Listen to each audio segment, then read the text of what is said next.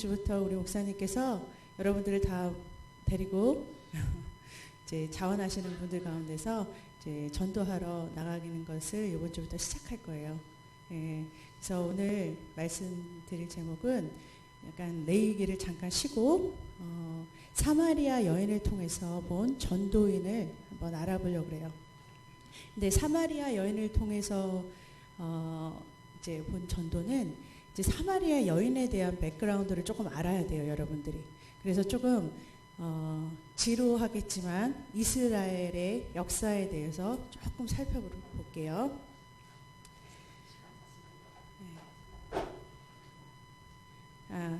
자, 사마리아 여인은 사마리아인들은 어떻게 생기게 됐나? 여러분, 하나님께서 아브라함을 택하셨죠, 그렇죠? 믿음의 조상 아브라함을 택하시고 그 약속의 아들 이삭을 통하여서 하늘의 별과 같이 많은 자손을 주겠다는 약속을 하셨잖아요. 그리고 나서 이삭을 통하여서 야곱을 낳고 야곱을 통해서 12아들이 나오잖아요. 그 12아들을 통해서 이스라엘이라는 민족을 이루세요. 그리고 이 민족이 물론 중간에 사울이 먼저 첫째 왕이지만 하나님께서 원하셨던 것은 다윗으로 인한 다윗의 계통에 하나님의 나라를, 이스라엘의 나라를 세우시는 거였어요. 그래서 다윗을 통한 한 나라가, 이스라엘이라는 나라가 탄생하게 되죠. 자, 다윗을 통한 다윗의 왕조에 이제 이스라엘이라는 나라가 탄생을 하는데, 이 나라가 솔로몬까지는 잘 오다가 두 나라로 갈리게 되죠. 솔로몬이 처음에는 하나님을 잘 섬겨서 하나님께 성전도 봉헌하고 그래서 하나님께 사랑을 많이 받아서 지혜와 부와 모든 명예를 다 갖고 누렸던 왕이지만 아내를 갖다가 1000명씩 두면서 세상에 있는 아내들이 세상에 있는 많은 신들을 갖다가 그 나라에 들고 오고 이스라엘에 데리고 온 거예요. 그래서 많은 우상과 잡신을 섬기다가 보니까 이 나라가 결국은 쪼개지게 돼요. 그래서 솔로몬의 아들의 대를 이어서는 르호보암의 나라가 생기는데 이것을 남유다와 북이스라엘로 가리게 돼요. 북이스라엘은 여로보암 왕으로 이제 시작을 하는데 느봇의 아들 여로보암은 어떤 사람이냐면 솔로몬의 아들 르호보암이 왕이가 됐어요. 왕이 됐는데 그가 너무 많이 이렇게 이스라엘 백성들한테 세금을 많이 물리고 힘들게 해요. 그러니까 이스라엘 백성들이 너무 힘들다 보니까 이스라엘의 10지파가 반항을 하게 돼요. 솔로몬의 아들 르호보암의 왕가에 반항을 하게 되고 그들이 거의 쿠데타식으로 여로보암을 왕으로 세우고 북 10지파가 그러니까 유다와 베냐민 지파는 남유다로 그리고 나머지 10지파는 북이스라엘로 해서 두 나라로 딱 갈려게 돼요. 그래서 여로보암을 통해서 이제 북이스라엘이라는 그 이스라엘 왕권이 생기고 남유다는 다윗의 혈통으로 이제 계속 이어지는 이제 이스라엘 나라가 이어지는 거예요. 그래서 여로보암으로부터 호세아 왕까지 북이스라엘은 19명의 왕이 있었고요. 거의 이 북이스라엘은 거의 역사가 어떻게 되면 19명의 왕이 전부 다 나쁜 왕들이에요. 하나님을 거역하고 우상 숭배, 많은 여러 바알 신, 아세라 신, 여러 다른 나라의 이방 신들이 들어와서 이 북이스라엘이 결국은 이제 아시리아라고도 하죠. 그 아시리아에게 BC 722년에 망해요. 그러니까 자, 북이스라엘은 결국은 어디에 망한다고요? 아수르라고도 하고 아시리아라고도 하는데 아수르에 722년에 망해버려요. 그리고 이 나라가 자체가 이제 완전히 이 아수르에게 다 이렇게 넘어가요. 그리고 남은 남유다 지파만 이렇게 계속 이렇게 19명의 왕 중에 여왕이 하나, 선한 왕은 8명, 나머지는 전부 다 나쁜 왕이었어요. 그래도 이렇게 이어가요. 남유다가 이렇게 이어가다가 그들도 결국에는 우상들의 이 여왕 하나라고 이렇게 여왕 하나가 유다 왕족에도 여왕이 하나가 있었는데 이 여왕 하나는 엄청나게 못된 여왕이에요. 우리 조선 왕조에도 보지만 이 여왕은 어떤 여왕이냐면 북이스라엘에 있는 여러분 기억나세요? 아합과 아세라? 엘리야 선지자 하나하고 바알과 아세라 이상신을 섬기는 그들이 갈멜산에서 막 대결을 하잖아요. 누가 어느 신이 더 강하냐 해서 불이 내려오는 신이 진짜 강하다 했다. 엘리야가 이겼잖아요. 그 우상 숭배로 가득한 그 아합과 아세라 그 왕의 딸이 이제 남유다의 왕 아하시아 왕한테 시집을 와요. 둘이 이렇게 친해지기 위해서 둘이 아들과 딸을 이렇게 여기 있는 딸을 아샤라를 아달랴를 여기다 보내고 이제 둘이 결혼을 해서 이제 결혼을 하고서 아하시아 왕을 낳는데 아하시아 왕이 1년 만에 죽어요. 아들이. 그런데 이 아달랴라는 이 엄마가 자기가 이 남유다의 통치권을 다 장악하기 위해서 그 손자들을 다 죽여버려요. 아들도 죽었겠다. 다 그냥 그 다윗 왕족을 말살시키기 위해서 예수님 하나님은 다윗을 통해서 결국은 메시아가 오시는 길, 그쵸? 오는 길을 이어나가시려고 그러는데 이 여왕 하나가 이 왕족의 모든 그러니까 아하시아로부터 난 아들들 전부 다 그러니까 손자들을 다 죽여버려요. 그런데 그 중에 이제 누이가 그러니까 죽은 아하시아 왕의 누이가 요아스 왕을 갖다가 숨겨놨다가 이제 7살 때 왕이 등극하기 전까지 이렇게 숨겨놨다가 몰래 이제 나중에 이제 그를 통해서 이제 왕위를 등극하게 시켜요. 근데 그런 하여튼 역사적인 그런 배경들이 막 있어요.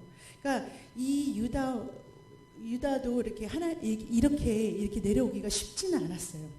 왜냐하면 계속해서 이 아달랴는 바알신, 엄마 아빠가 아합과 아세라가 바알신 이방신을 숨기는 자들이었잖아요. 그러니까 그 우상 숭배자의 딸이었기 때문에 그 남유다에도 그 많은 우상들이 이렇게 들어온 거예요. 그래서 결국은 이런 역사 가운데서 결국은 이 남유다도 하나님을 막 자꾸 떠나다 보니까 어디로 포로가 되어 가냐면 어디죠? 그쵸, 맞아요. 제가 선물이 있었으면 선물을 드렸을 텐데 바벨론으로 포로가 되어서 끌려가요. 결국은 여기도 이제 남유다의 왕도 이제 이 남유다도 결국은 바벨론에 의해서 이제 멸망이 되는데 자, 이 바벨론으로 멸망해서 끝이 나느냐? 잘 보세요. 예레미야 선지자가 이런 예언을 했어요. 예레미야가 자기가 이제 자기 나라가 이렇게 바벨론에서 포로가 됐지만 하나님의 약속이 있잖아요. 분명한 것은 하나님은 우리를 통해서 하나님의 나라를 세우겠다는 하나님의 약속이 있잖아요. 그러니까 그거를 눈물의 선지자 예레미야가 기도하면서 받은 예언이 뭐냐면 예레미야 25장 11절 제가 먼저 여러분들 읽겠습니다. 이 온 땅이 황폐하여 놀람이 될 것이며 이 나라들은 70년 동안 바벨론 왕을 섬기리라.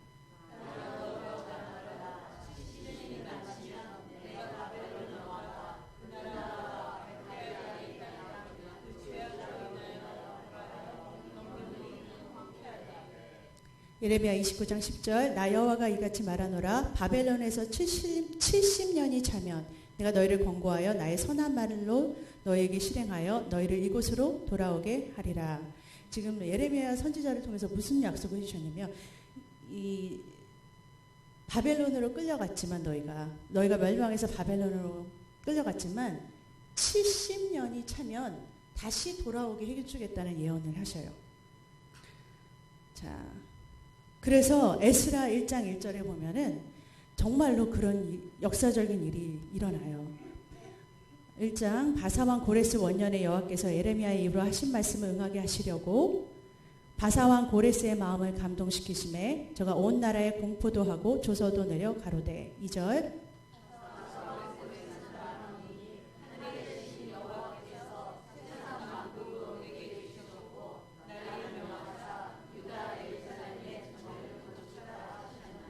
예, 무슨 일이 일어났냐면요.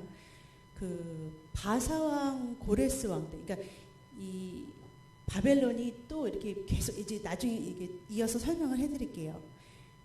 바벨론이 멸망을 해요. 메데 바사한테 멸망을 해서 바사왕 고레스 왕 때 하나님께서 다시 이들을 어디로 보내냐면은 다시 이스라엘 남유다로 돌아갈 수 있게 해주시는 역사적인 사건이 일어나요. 그리고 더 웃기는 것은요. 정말 웃기는 상황은 뭐냐면요. 사실은 고레스 왕이 이 남유다를 다 이렇게 장악했으면은, 이 땅을 다 장악했으면은, 사실은 이들 포로잖아요. 자기 멋대로 해도 되는데, 그들을 위해서 또 하나님의 성전을 짓게 해요. 다시 재건하라고 막 도와줘요. 그러니까 하나님께서 약속하신 그 유다, 2절에 보니까 유다 예루살렘에 하나님의 전을 건축하라 하고 고레스 칙령이라는 것을 발표해버려요. 공포해버려요. 자, 이 고레스가 그쵸, 희한하죠. 어떻게 그 점령한 큰 그 왕이 조그마한 나라에 그 하나님께서 예언하신 그것을 어떻게 이루어가나. 사실 그 예언의 약속은 이사야서 14장에 보면은 이 고레스가 왕이 되기 전 200년 전에 이사야서에서 하나님께서는 내가 고레스를 왕으로 세워서 이 모든 하나님의 일을 행하게 할 것이라는 예언을 먼저 하셨어요. 미리 하셨어요. 이사야서 44장 28절에 보면 고레스라는 이름이 정확하게 나와요. 28절 그리고 45장 1절 여러분들 읽겠습니다. 고레스에 대하여는 이르기를 그는 나의 목자라 나의 모든 기쁨을 성취하리라 하며 예루살렘에 대하여는 이르기를 증건되리라 하며 성전에 대하여 이르기를 내 기초가 세움이 되리라 하는 신이라.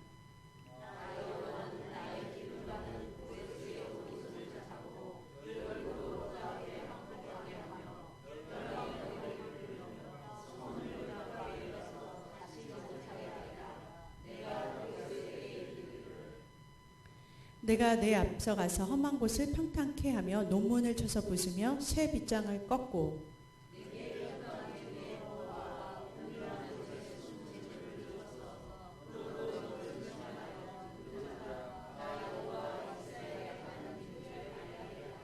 이사야서 45장 13절 내가 의로 그를 일으킨 자라 그의 모든 길을 곧게 하리니 그가 나의 성읍을 건축할 것이며 나의 사로잡힌 자들을 값이나 갚음 없이 놓으리라.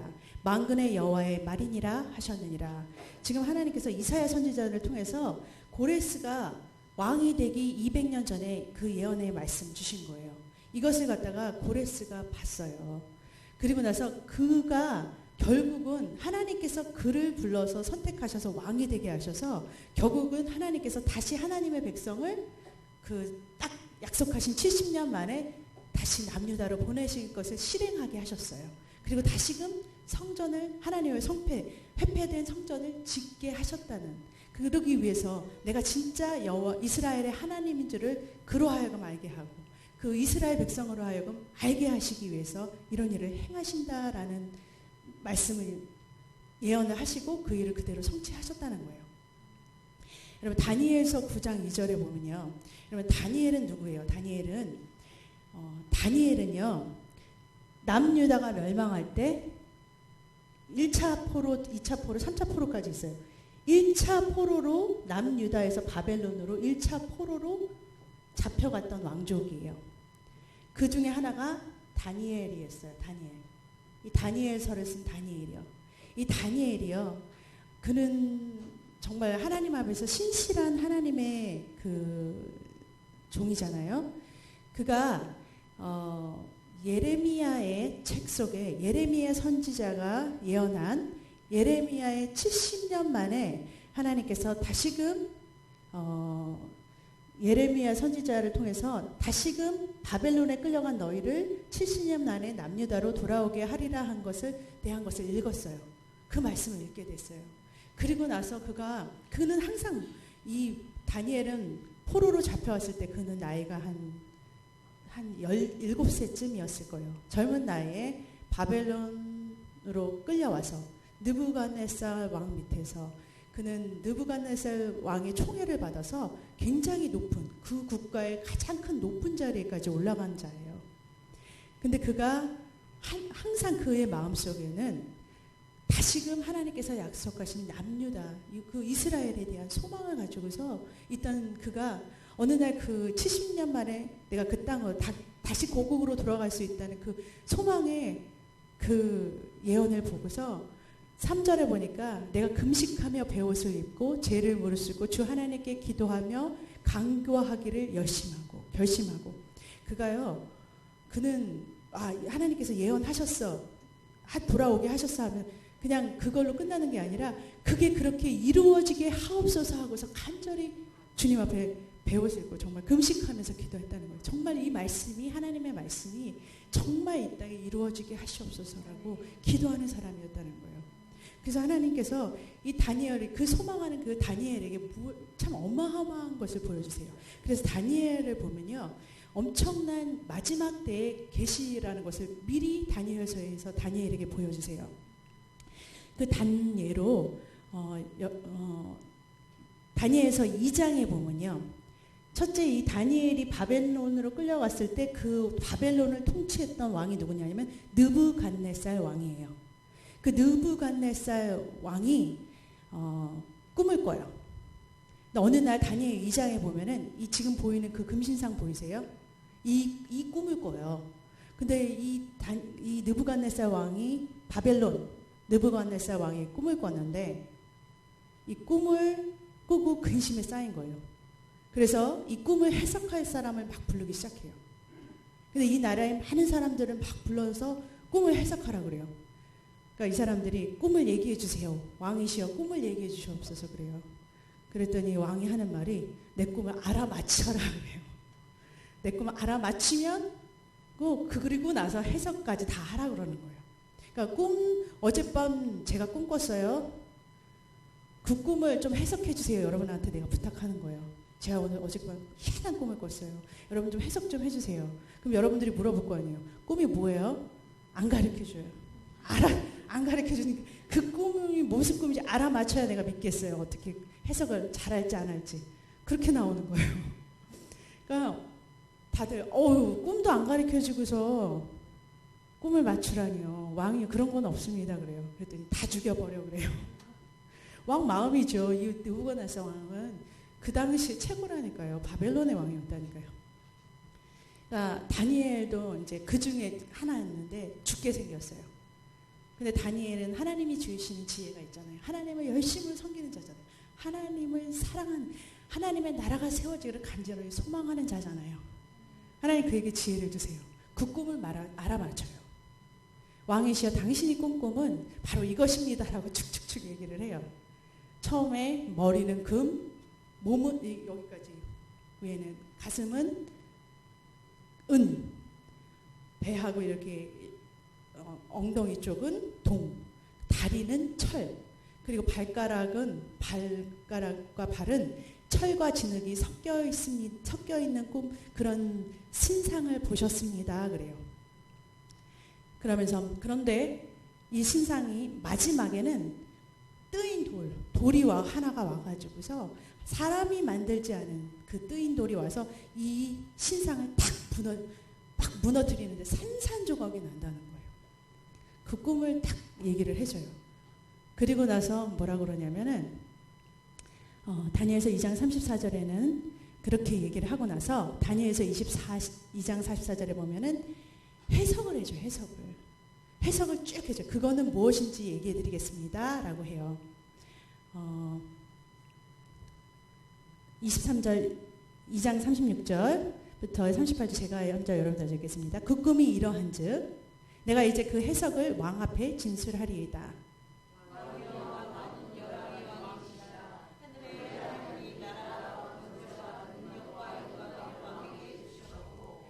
인생들과 들짐승과 공중의 새들 어느 곳에 있는 것을 물론하고 그것들을 왕의 손에 붙이사 다 다스리게 하셨으니 왕은 곧 금머리이십니다. 지금 하면서 계속 설명을 쭉 해줘요.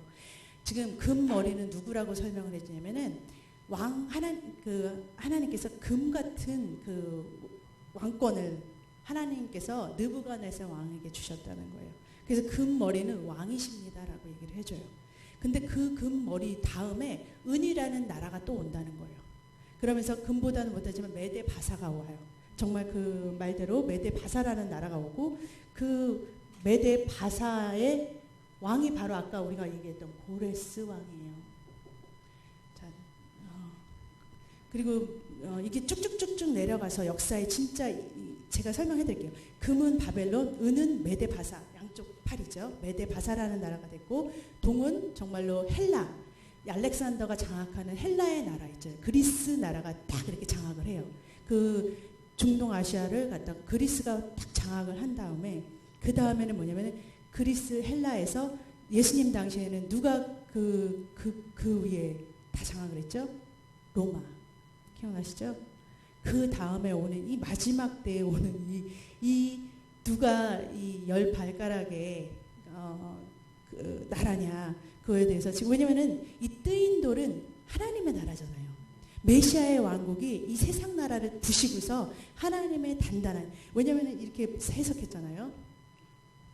다니엘서 2장 44절에 이 열왕의 때 하늘에 하나님이 한 나라를 세우시리니 이것은 영원히 망하지도 아니할 것이요 그 국권이 다른 백성에게로 돌아가지도 아니할 것이요 도리어 이 모든 나라를 쳐서 멸하고 영원히 설 것입니다. 그러는 거예요.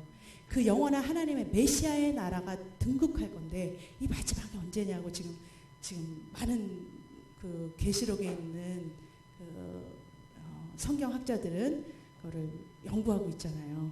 이거는 나중에 자세하게 또 기회가 되면 설명을 하고요. 그래서 진짜로 역사적으로 이런 일들이 일어나는데 느부갓네살 왕, 금신상의 느부갓네살 다니엘은요. 이 고레스 왕까지 역사적으로 이 느부갓네살 왕 때도 총리였어요. 가장 국가에 높은 사람이었어요. 그 아들 벨사살 왕 때도 높은 사람이었어요. 왜냐하면 지혜가 투철했기 때문에 많은 왕들의 사랑을 받았어요. 그 느부갓네살 왕 다음에 벨사살 왕이 아들이 장악하는데 그 왕의 나라가 여러분 기억하세요? 이 손가락으로서 메네메네 우메 데바르신 너희 나라는 끝났다 하고 나서 바로 메데가 메데라는 나라가 쳐들어와서 메데에 있는 다리오 왕이 그 나라를 바벨론을 삼켜요. 삼키고 나서 그 메데에 있는 다리오 왕이 다니엘을 그렇게 사랑하잖아요.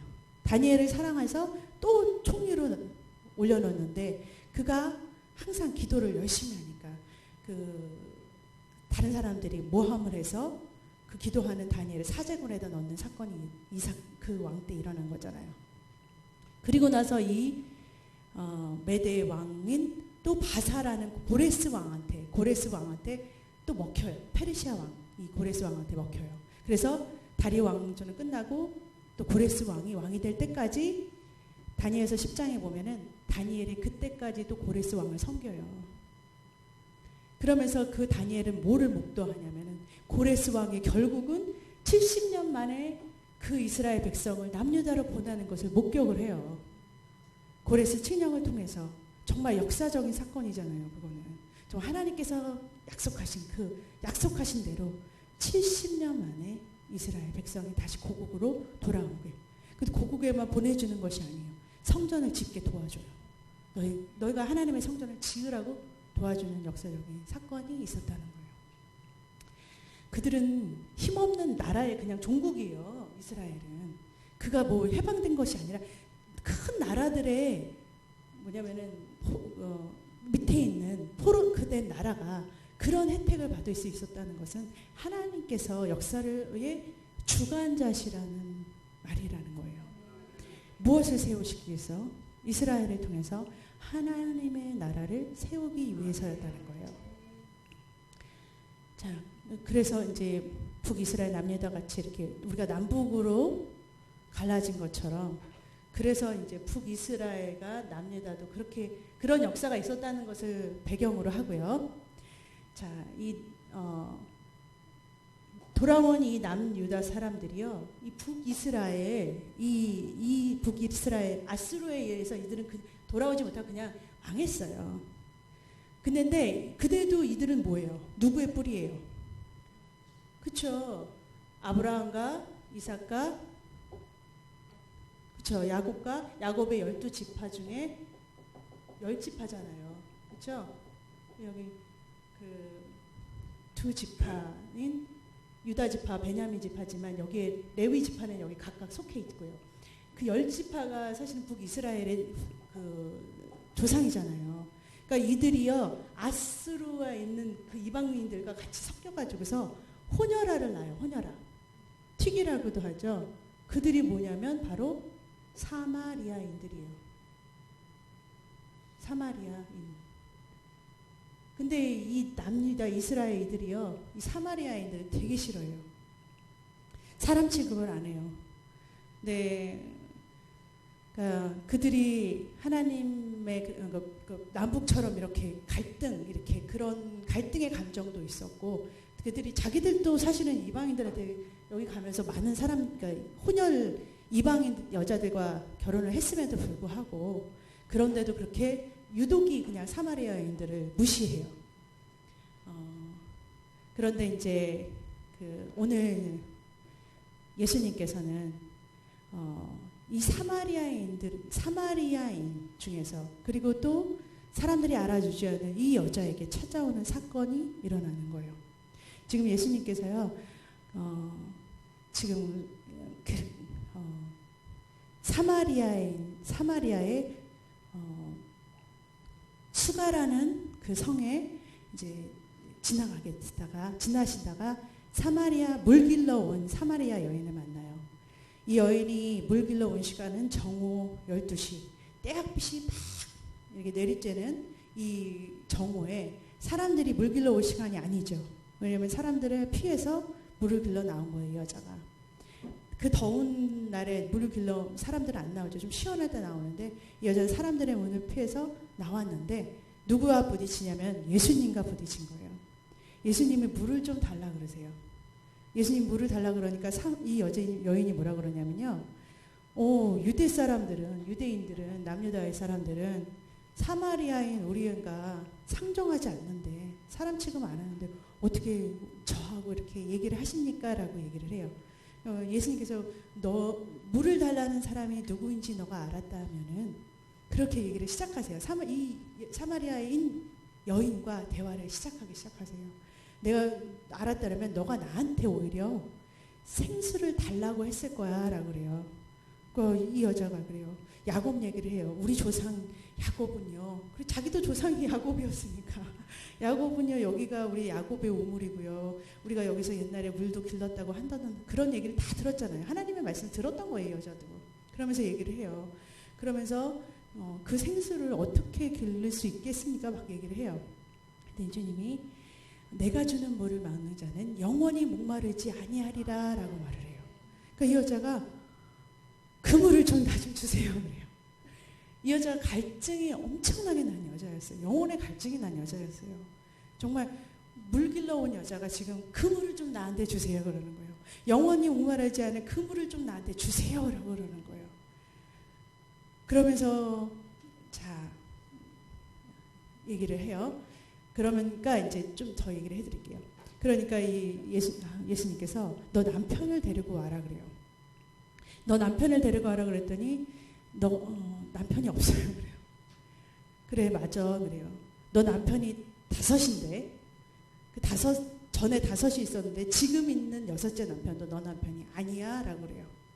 그러니까 보통 이렇게쯤 얘기하면 다들 이 여자가 남편을 6명이나 가지고 이 여자는 도대체 거의 이렇게 창녀라고 얘기를 해요. 이 여자에 대해서.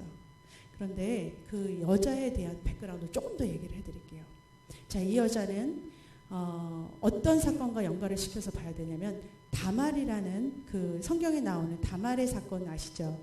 다말이 남편이 엘이 있었고 엘이 다말과 이제 첫째 아들, 그러니까 유다의 첫째 아들 엘과 다말은 이제 부부였어요. 근데 다말은 여자예요. 이 부인이에요. 다말이라는 여자의 남편 엘은 다말과 살다가 죽었어요. 그런데 다말은 남편이 죽었으면 그냥 혼자 사는 게 아니라 둘째, 그러니까 엘의 동생 오난 둘째하고 둘째 아들과 결혼할 수 있어요. 성경으로 그렇게, 성경에서는 그렇게 이렇게 나와 있어요. 오난과 둘째 형제인, 말도 안 되죠. 지금 이런 거를 얘기하면 안 되는 거예요. 지금 제가 왜 이런 배경을 얘기해 주냐면은 그들은 지금 메시아의 왕국을 위해서, 메시아의 나라를 세우기 위해서 이런 일을 했다라는 거예요. 메시아가 오실 길을 예비한 거예요. 오시고 난 다음에 이런 일 하면 안 되는 거예요. 첫째 이제 그렇죠. 그리고 그들은 특별하게 다윗의 왕가였다는 거예요. 그 씨에서 나오는 메시아의 오실 길을 열었다는 거예요. 우리는 상관이 없는 거예요. 자, 다말과 엘가 이렇게 첫째 아들이 죽으니까 둘째 아들하고 이제 남편이 됐어요. 근데 둘째 아들도 죽었어요. 그러니까 유다가 생각하니까 야, 이 며느리는 내 아들들 다 장가버리더니 다 죽여버리네.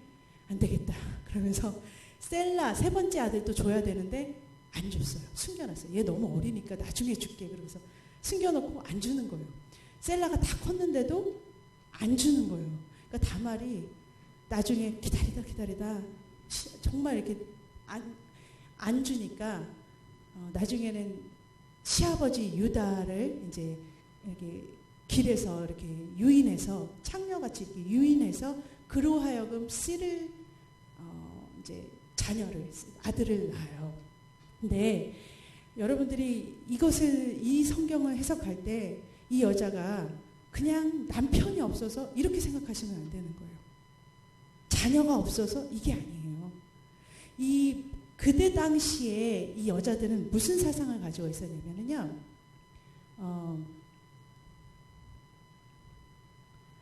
여자의 후손으로 오신 메시아에 대한 소망을 가지고 있었다는 거예요. 창세기 3장 15절에 보면은 내가 너로 여자와 원수가 되게 하고 너의 후손도 여자의 후손과 원수가 되게 하리니 여자의 후손은 내 머리를 상하게 할 것이요 너는 그의 발꿈치를 상하게 할 것이라. 여자의 후손으로 오실 메시아가 그 원수의 발꿈치, 그러니까 그 여자들한테는 무슨 이 원복음의 소망이 있었다는 거예요. 우리를 통해서 오실 메시아의 길을 연다는 그런 신앙을 가지고 있었다는 거예요. 그런데 그들은 그냥 막연하게 그런 것이 아니라 누군가의 여인을 통해서, 그 다윗의 혈통의 여인을 통해서 누군가를 통해서 하나님은 메시아를 보내실 것이고 그 메시아를 통해서 온 나라를 구원하는 메시아의 왕국이 도래할 것이라는 그 소망과 그 신앙을 가지고 있었다는 거예요. 그래서 그 길을 열기, 이 여자는 그렇게 위해서 어느 누가 메시아에 오는 길을 이렇게 열은지는 모르는 거예요. 아까 아달랴는 봤죠. 그 남유다의 여왕, 그 악한 여자는 이 씨를 말살시키려고 했어요. 기억나시죠? 완전 죽여버리려고 했어요. 왕가에 나온 남자들은 다 죽여버리려고 했어요. 메시아에 오는 길을 막아버리려고 했고, 이 여자들은 뭐냐면 메시아에 오는 길을 열으려고 했던 여자들이라는 거예요. 그 씨를 통해서 오실 메시아의 길을 여는 그런 신앙을 가지고 있었다 이 말이에요. 다말이 그랬고요. 룻기서에 보면은 룻이 그 나오미의 며느리인데요. 이 룻이 자기 남편 말론이 죽었어요. 그 둘째 아들도 죽었어요. 둘째 아들 며느리의 둘째 며느리의 남편도 죽었어요. 이제 없어요, 아들이 없으니까 이제 너희는 그냥 가라 그랬더니 룻이 따라와요. 나오미를 따라와서 자기 고향으로, 나오미의 고향으로 왔는데 그 이스라엘에는 계속해서 뭐가 있었어요. 남편이 죽으면 또 둘째도 없으면 그 가까운 친척이 남편이 돼줘야 되는 거예요. 씨의 그 메시아의 길을 열어줘야 되는 거예요. 그러니까 누군가가 이렇게 딱 지명이 됐어요. 지금 물음표에 있는데 이름이 성경에 안 나왔으니까 물음표예요. 그 사람이 딱 됐는데 그 사람이 자기 싫다 그래요. 신발 벗어요. 나 룻 안 받아 그래요. 그러니까 보아스가 그럼 잘 됐어. 그 다음에 자기거든요. 사실 보아스는 그러길 원했어요. 그래서 자기가 그 다음이 자기거든요. 내가 룻을 받을게. 그래서 룻하고 보아스하고 연결이 돼요. 그렇게 되는 거예요. 그게 지금 이들은 그냥 그렇게 하는 게 아니라 메시아의 길을 열고 있다라는 거 생각. 그 신앙을 가지고 있는 거예요.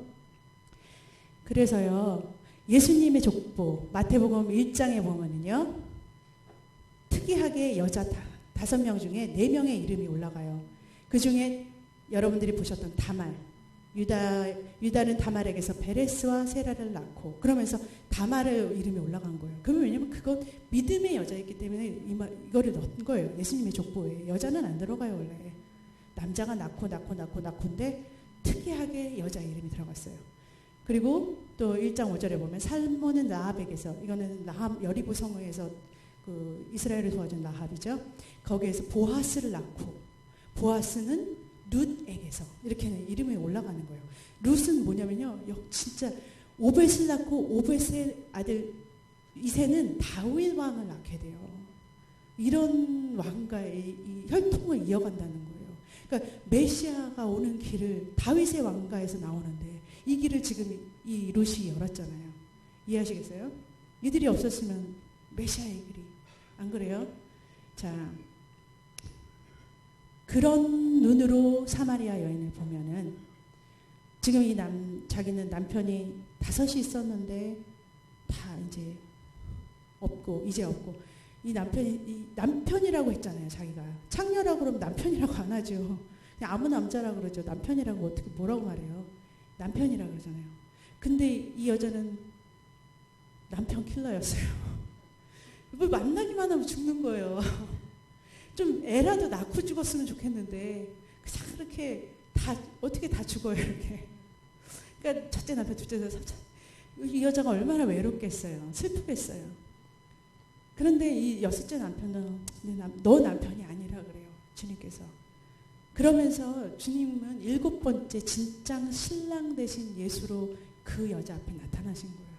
내가 진짜 남편, 너 남편이야 라고 자기를 소개하는 거예요. 진짜 생명수와 같은, 정말 너 안에서 끊이지 않는 생명수.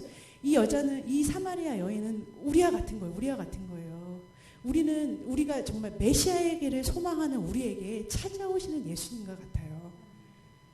정말 하나님의 길을 정말 소망하고서 이 여자는요, 이 여자의 뿌리는 뭐였어요? 그는 잘 알지는 못하지만 그 뿌리가 있어요, 뿌리가. 이 북이스라엘에는 뿌리가 있다니까요. 그거 없이 하나님께서 그냥 아무나에게나 찾아온 게 아니에요. 왜냐하면 그 여자는 분명히 알았거든요. 이 메시아라는 것을 알았거든요. 자, 14절, 내가 주는 물을 먹는 자는 영원히 목마르지 아니하리니 나의 주는 물은 그 속에서 영원하도록 솟아나는 샘물이 되리라. 25절 여러분 읽겠습니다.